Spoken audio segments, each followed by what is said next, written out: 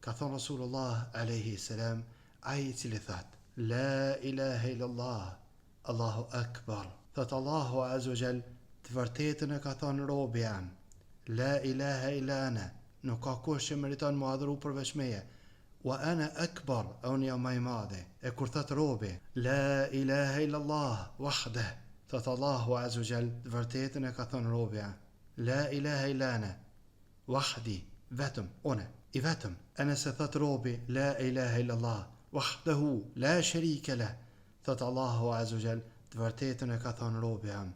La ilaha illa ana wahdi la sharika li, vetëm une pa ortak. E nëse thot robi La ilaha illallah lahul mulku wa lahul hamdu, thot Allahu azza wa jall, të vërtetën e ka thonë robi jam. La ilaha illa ana, mu më takon pushteti edhe mu më takon falënderimi. E nëse thot robi La ilaha illallah wala hawla wala quwwata illa billah, thot Allahu azza wa jall, të vërtetën e ka thonë robi jam.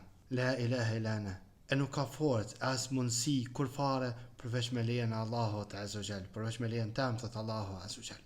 Kështu që nëse don me thënë Allahu azza wa jall, po mirë ki.